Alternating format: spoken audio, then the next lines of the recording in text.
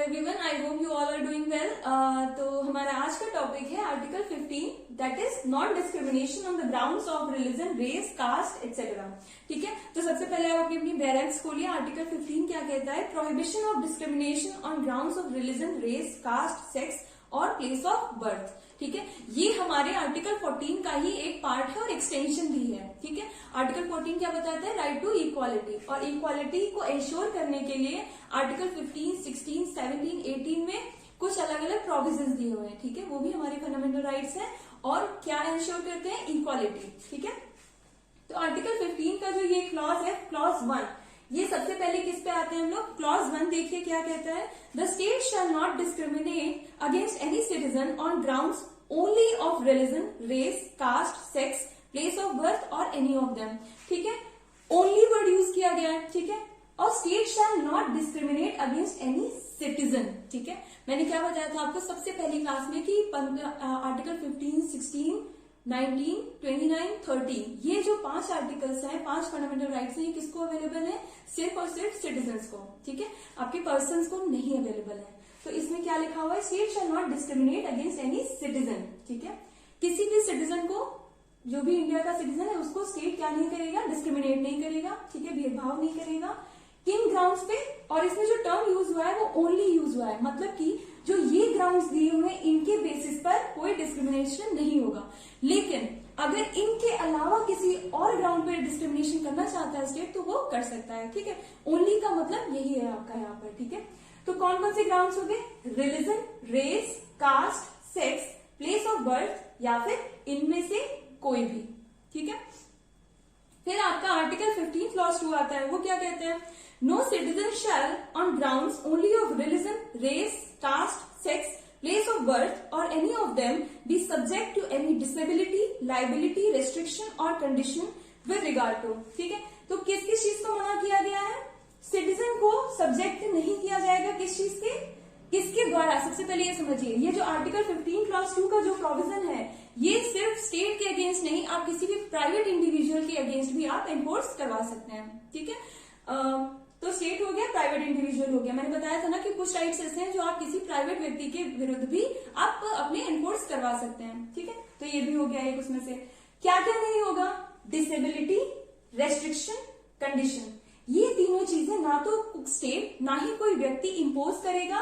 ठीक है, किस चीज के लिए? इसमें आप आएंगे आर्टिकल 15 का क्लॉज 2 का सब क्लॉज है। ठीक है, with regard to access to shops, मतलब शॉप्स पे जाने के लिए, पब्लिक रेस्टोरेंट, मतलब जो भी पब्लिक रेस्टोरेंट्स है वहां पर, hotels, places of public entertainment, तो इन सारी जगहों पर कोई भी व्यक्ति या स्टेट कोई भी रेस्ट्रिक्शंस नहीं लगाएगा।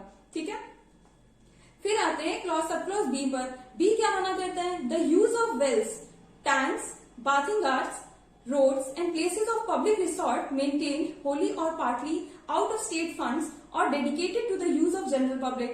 ठीक है, तो कोई भी वेल्स हो गए, आपके टैंक्स हो गए, बाथिंग घाट्स हो गए, रोड्स हो गए, प्लेसेस ऑफ पब्लिक रिसोर्ट हो गए, जिनको किसने? स्टेट के द्वारा, स्टेट फंड के द्वारा उनको चलाया जा रहा है, या तो पूरी तरह से या फिर पार्शियली। ठीक है, या फिर जनरल पब्लिक के लिए के यूज के लिए उनको रख दिया गया है। ठीक है, आपको सबको पता है कि पहले के अभी भी बहुत जगह पे ऐसा होता है, अनटचेबिलिटी होती है। ठीक है, तो लोगों को लोग सेम टेम्पल में नहीं जाने देते हैं, सेम कुएं का पानी नहीं पीने देते हैं, या फिर तो ये जो अपर कास्ट, लोअर कास्ट, इस सबका होता है ना, इसकी वजह से ये प्रोविजन लाना जरूरी था। क्योंकि जब हमारा देश आजाद हुआ था उस वक्त ये सब अनटचेबिलिटी जैसी बहुत सारी प्रॉब्लम्स थी, बहुत भेदभाव था। ठीक है, इसीलिए ये जो आर्टिकल 15 क्लॉज 2 है ना, ये प्राइवेट इंडिविजुअल्स के अगेंस्ट भी आप एनफोर्स करवा सकते हैं। ठीक है, क्योंकि ये तो कोई व्यक्ति भी रोक सकता है ना आपको, तो कोई व्यक्ति, किसी के पास भी अधिकार नहीं है कि वो आपको पब्लिक प्लेसेस जो भी है उनमें जाने से आपको रोके। ठीक है, ना तो डिसेबिलिटी लगा सकते हैं, ना ही रेस्ट्रिक्शन, ना ही कोई कंडीशन। ठीक है, इतना क्लियर हो गया। अभी आपका आर्टिकल 15 क्लॉज 1 और 15 क्लॉज 2 हो गया। इसके कुछ एक्सेप्शंस भी हैं। ठीक है, एक्सेप्शंस आपके आते हैं आर्टिकल 15 क्लॉज 3 में, 15 क्लॉज 4 में, 15 क्लॉज 5 में और आर्टिकल 15 क्लॉज 6 में। ठीक है, अब 15 क्लॉज 3 क्या कहता है? 15 क्लॉज 3 कहता है, nothing in this article shall prevent the state from making any special provision for women and children. तो स्टेट को इनेबल किया गया है। ठीक है, ये एक इनेबलिंग प्रोविजन है कि स्टेट क्या कर सकता है, स्टेट को हमने मना नहीं किया है। किस लिए? कि वो विमेन और चिल्ड्रन के लिए कोई जो भी प्रोविजंस बनाना चाहे स्पेशल प्रोविजन, ताकि उनको प्रोटेक्ट कर सके, ठीक है, क्योंकि उनकी कंडीशन भी काफी वल्नरेबल थी ड्यूरिंग इंडिपेंडेंस जब ये कॉन्स्टिट्यूशन आया, ठीक है, तो उन्हें भी मेन स्ट्रीम में लाना बहुत जरूरी था, ठीक है। इवन आज भी बहुत से ऐसे प्लेसेस हैं जहां पर औरतों को, बच्चों को वो फैसिलिटीज नहीं मिल रही है जो उन्हें मिलनी चाहिए, वो अपॉर्चुनिटीज नहीं मिल रही है जो मिलनी चाहिए थी, ठीक है। तो इसके लिए ये प्रोविजन आपका लाया गया कि स्टेट कोई भी अलग से स्पेशल प्रोविजन बना सकता है, ठीक है। इसमें एक केस आया Revati versus Union of India, ये 1998 का केस है, ठीक है। इसमें सुप्रीम कोर्ट ने कहा while state can discriminate in favor of women against men, it may not discriminate in favor of men against women, ठीक है। तो इसमें ये कहा सुप्रीम कोर्ट ने कि वैसे तो क्या है कि जो स्टेट है वो किसको डिस्क्रिमिनेट कर सकता है, विमेन को, ठीक है, नहीं, वो मेन को डिस्क्रिमिनेट कर सकता है विमेन को के फेवर में, ठीक है, लेकिन वो विमेन को डिस्क्रिमिनेट नहीं करेगा मेन के फेवर में, ठीक है। मतलब कि क्या है कि विमेन के लिए तो इसके अंदर आप प्रोविजंस बना सकते हैं, विमेन के लिए, बच्चों के लिए आप बना सकते हैं, लेकिन आप मेन के लिए इस पर्टिकुलर आर्टिकल में आप कोई भी प्रोविजन नहीं बना सकते, स्पेशल प्रोविजन, ठीक है। फिर ये आपका आर्टिकल 15 क्लॉज 3 हो गया, ठीक है। अब आते हैं आर्टिकल 15 क्लॉज 4 पे। 15 क्लॉज 4 क्या कहता है, तो याद रखिएगा ये प्री में आपका पूछ लिया जाता है कि किस क्लॉज में दिया हुआ है, क्लॉजेस भी बहुत इंपॉर्टेंट है, तो याद रखिएगा आर्टिकल 15 क्लॉज 3 में विमेन एंड चिल्ड्रन का दिया हुआ है, ठीक है, स्पेशल प्रोविजन। अब आते हैं आर्टिकल 15 क्लॉज 4 में। 15 क्लॉज 4 कहता है नथिंग इन दिस आर्टिकल और इन क्लॉज 2 ऑफ आर्टिकल 29, ठीक है, याद रखिएगा। पहला क्या है इस आर्टिकल, मतलब आर्टिकल 15, दूसरा क्या है article 29 clause 2 shall prevent the state from making any special provision for the advancement of any socially and educationally backward classes of citizens or for the scheduled caste and the scheduled tribes, ठीक है। तो state क्या कर सकता है, state को इसमें भी इनेबल किया गया है किस लिए कि वो स्पेशल प्रोविजन क्रिएट कर सकता है, बना सकता है, किसके एडवांसमेंट के लिए, कोई भी व्यक्ति, ठीक है, जो कि सोशली या एजुकेशनली बैकवर्ड क्लास है, ठीक है, सिटीजन्स की, या फिर कोई भी जो शेड्यूल्ड कास्ट या शेड्यूल्ड ट्राइब का जो पार्ट है, ठीक है, इनमें से किसी के लिए भी जो स्टेट है वो स्पेशल प्रोविजंस बना सकता है। ये आपका आया था कॉन्स्टिट्यूशन फर्स्ट अमेंडमेंट 1951 से, ठीक है। तो याद रखिएगा ये वाला आपका फर्स्ट अमेंडमेंट जो हुआ था कॉन्स्टिट्यूशन में 1951 में, आर्टिकल 15 क्लॉज 4 उसके द्वारा ऐड किया गया था, ठीक है। अब आते हैं आर्टिकल 15 क्लॉज 5 पे। पहले इसके 15 क्लॉज 4 पे आपका एक केस है चंपकम दुराय राजन वर्सेस स्टेट ऑफ मद्रास, ठीक है, ये 1951 का केस है। ये किस लिए आया था, मतलब इसको किस लिए लाया गया था, इस केस में क्या कहा गया, इस केस में हुआ ये था कि मद्रास गवर्नमेंट ने, ठीक है, मेडिकल और इंजीनियरिंग जो इंस्टीट्यूशंस थे वहां पर किस बेसिस पे, रिलीजन, रेस, कास्ट, मतलब बेसिकली कास्ट के बेसिस पे रिजर्वेशन इम्पोज कर दिया, ठीक है। सुप्रीम कोर्ट ने कहा कि लेकिन हमारे यहाँ ऐसा तो कोई प्रोविजन है ही नहीं, 15 क्लॉज 3 में जो प्रोविजन है वो विमेन एंड चिल्ड्रन के लिए है, socially and educationally backward classes के लिए तो कुछ है ही नहीं, है ना, कास्ट बेस्ड रिजर्वेशन था ही नहीं उस वक्त। तो चंपकम दुराय राजन के केस में ये कहा गया, उसके बाद ये हुआ कि आर्टिकल 15 क्लॉज 4 जो ऐड किया गया था फर्स्ट अमेंडमेंट के द्वारा, वो इसी केस के बाद में ऐड किया गया था, इस केस के डिसीजन को नलिफाई करने के लिए, ठीक है, चंपकम दुराय राजन वर्सेस स्टेट ऑफ मद्रास। ये याद रखिएगा, ये बात मुझे याद है किसी एग्जाम में पूछा गया था कि जो फर्स्ट अमेंडमेंट हुआ था कॉन्स्टिट्यूशन का वो किस केस के बाद में हुआ था, ठीक है। तो याद रखिएगा चंपकम दुराय राजन वर्सेस स्टेट ऑफ मद्रास, ठीक है।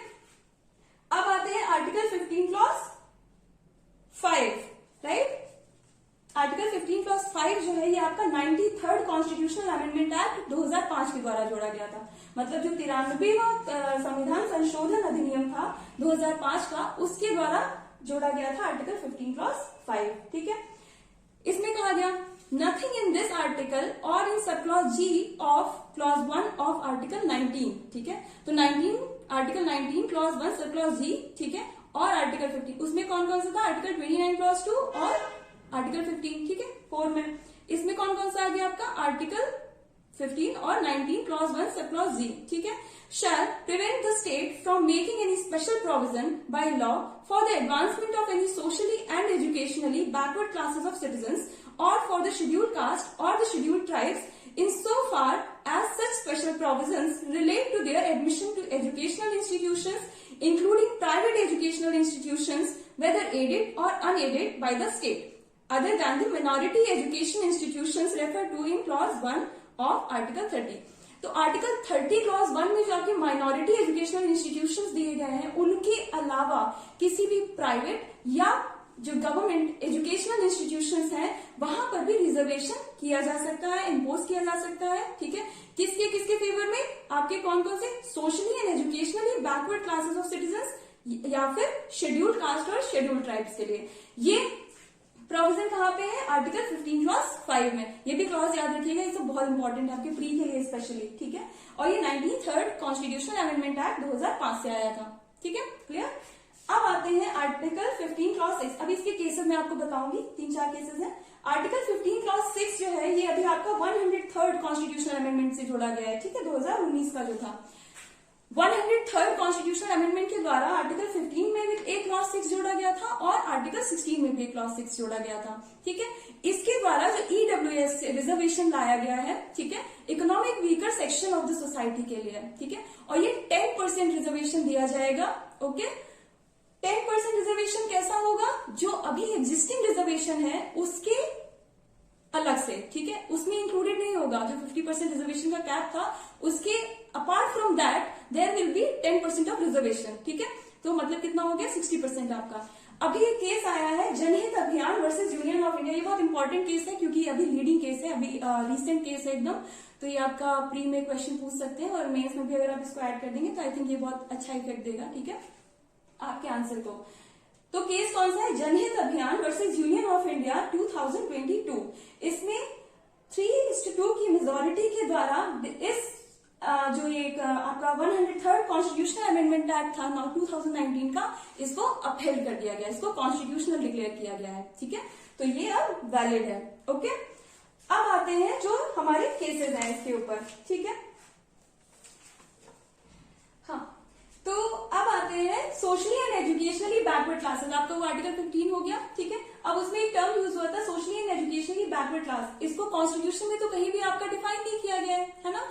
तो हमने इसमें कहां से डिसाइड करेंगे कि कौन कौन है ये? इसके लिए हमें केसेस पढ़ने पड़ेंगे। ठीक है, सबसे पहला केस आ गया आपका MR Balaji versus state of Mysore. ये 1963 का केस है। ठीक है, इसमें कोर्ट ने क्या कहा? इसमें कोर्ट ने कहा कि जो socially and educationally backward classes हैं उनको हम किससे एसोसिएट कर सकते हैं?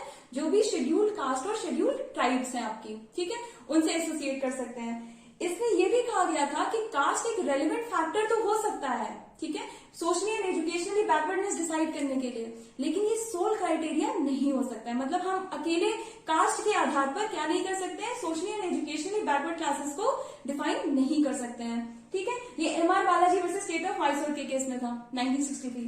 उसके बाद एक केस आया Chitralekha versus state of Mysore 1964।